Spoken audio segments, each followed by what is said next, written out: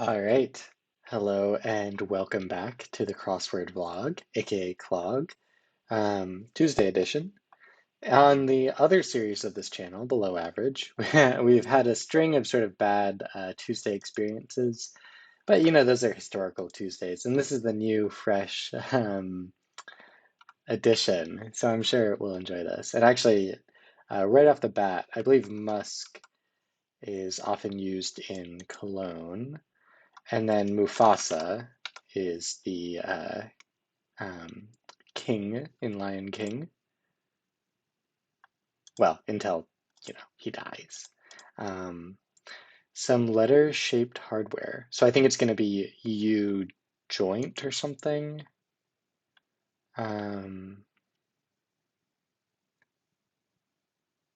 something driver. Side hustle for... Oh, Uber driver. Okay. Maybe U-bends. I know U-bends are like underneath a sink in a bathroom. You might have a U-bend. Like the pipe, basically. It is shaped like a U. Follow World Series or TV series. In remembrance of former days, and then swearing in words or a hint to these. Okay, we'll come back to that. I I think I was wrong about U-bends because yeah, I was thinking as I was saying it, like the bend is more like just the shape. It's not really a piece of hardware. And then I think an A-line dress is letter shaped. That's interesting. Letter shaped, crossing each other. Dim sum serving.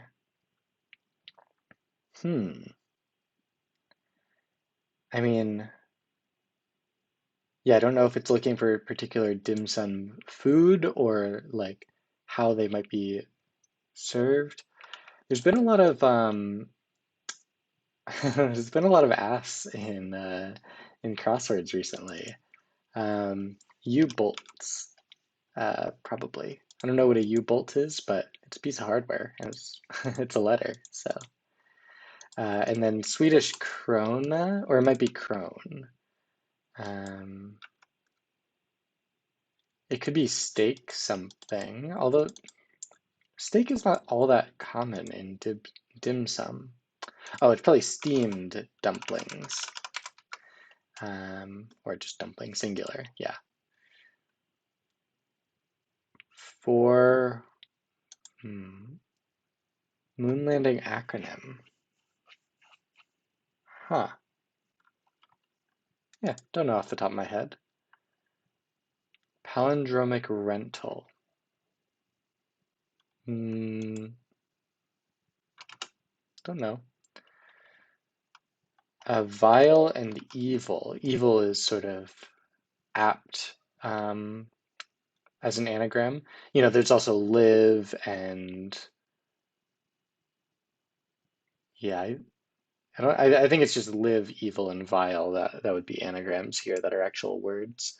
But evil is obviously more connected with vile than live is. And then via here. If you irk someone, you can annoy them. And then lie is caustic. Caustic means like damaging, or like, for example, like if you dumped a bunch of lye on you, that'd be bad. It's an ingredient in soap, but it's very caustic when concentrated. And then something that's airy would allow cross breeze. Proper noun. So I think because it's a question mark, it probably, and also because of the way it's spelled, it's something that props up something. So I think an easel props up um, like a canvas. Little taste, maybe like a sip.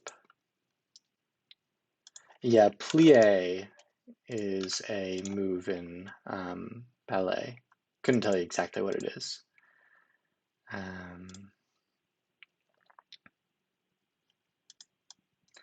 You get my drift. Feel me, maybe? Nimrod. So it's a funny thing about Nimrod. Um, so it's one of those things that historically lost a bit of context, um, and opens up the opportunity for double sarcasm. So what I mean by that is, nowadays when you call someone a Nimrod, that's immediately understood to mean like they're stupid. Um, but the first time like Nimrod was used in that way was actually in a cartoon. I forget which one. It might have been Bugs Bunny.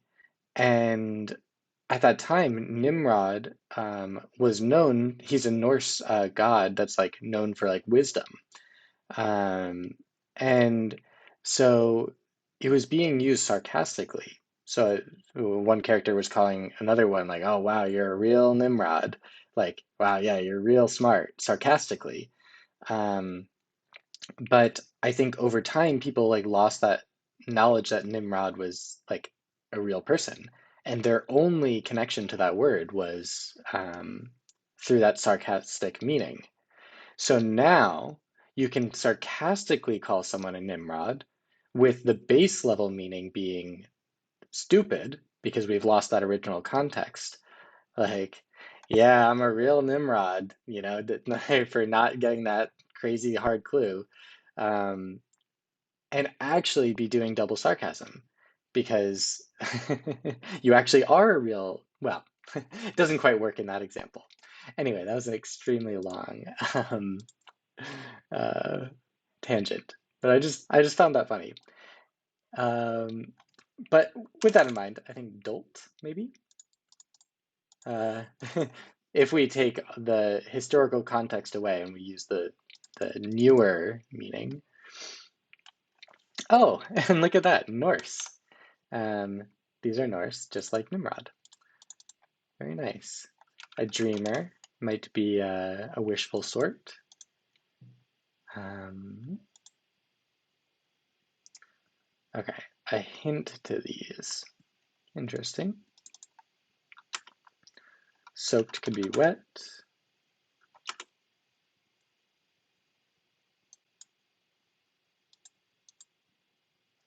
Okay. A dwarf planet, like Pluto. A DVD rental, I suppose. A throwback to when that was what Netflix was. Um,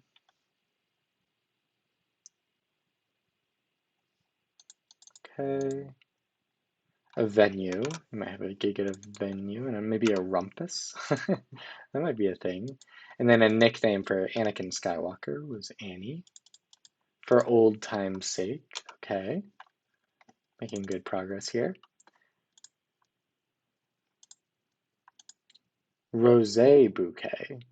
Accent there meaning it's not rose bouquet.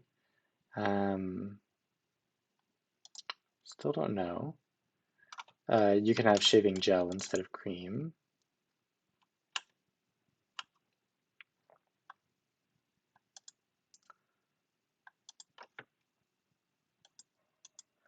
An organization that takes many forms. I think the IRS, right? You fill out a lot of tax forms. Okay, many a four-door sedan. Anatomical pouch, maybe like a sack. King Kong was an ape. Product testing nonprofit. Consumer Reports. They do a pretty good job over there. I've consulted their reviews many a time. Repossession. So if you default on a loan, the state will go ahead and liquidate you, basically take any assets that you have outstanding debts on and, you know, steal them, kind of, from you. So they might repossess your car, for example. Eden is a earthly paradise.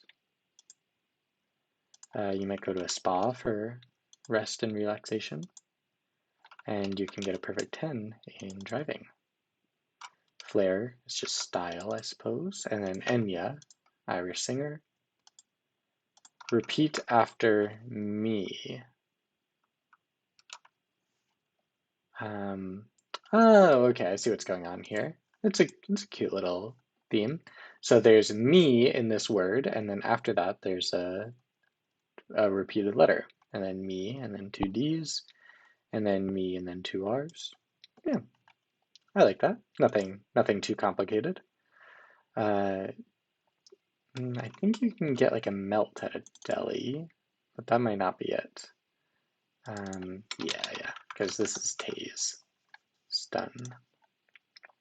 Phobia would be a fear, and deli meats. Okay, that's a little more straightforward.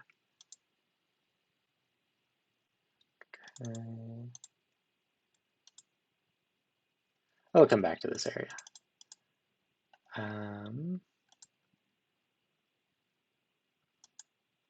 Well, I guess maybe sure. Survivor locale in the South Pacific. We've watched a fair amount of Survivor, but I'm not super familiar with all of their locations. I think uveas are parts of the eye. And then Venice would make sense to be built on a bunch of tiny islands. Sure seems wrong because RC looked really bad there, and these are acids. Okay, Mamma Mia, here we go again. My, and so on.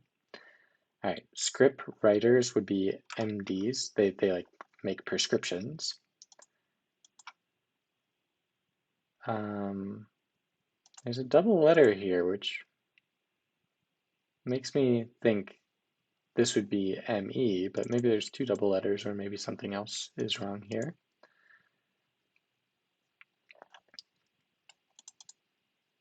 A give or take fig would be an estimate. And matzah is a yeast-free bread or an unleavened bread. There's all sorts of biblical reasons for it. Well, okay, maybe. Jimmy Kimmel.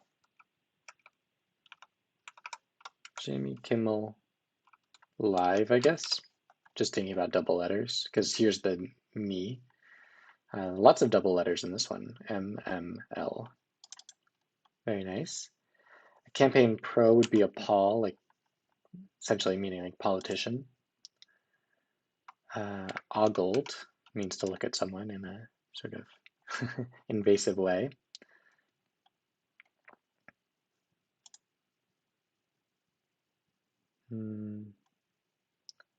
All with 46 down, all square. Even Stevens. Very nice. Touchdown, arrive, like if you're playing touchdown, touches down, you've arrived, usually. Ogres. I guess Asa Hutchinson, because assent means to agree to. It's more than a ding? Dest? Steven, dent. Oh, like a ding in your like car, a dent. Vaccine shot in British lingo. I guess a jab. I didn't know that was a British thing. Portfolio piece.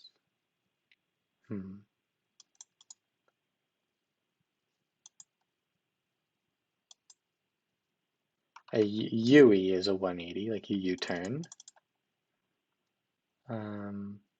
Long time. Like I see eon. Eon means a long time. Oh my God, is it a? Oh, okay. I thought it was a eon, but I think this is just an alternate spelling of eon. And then I think Samoa might have been a place where they had the survivor thing. And then Argo, Jason and the Argonauts. I think that was referring to the name of the ship. MGM Grand. Okay. Part of your portfolio might be your IRA, individual retirement account, um, if you live in the US at least. And then Crimson Tide, Bama, probably short for Alabama. All right, making good progress. Service call. Service call.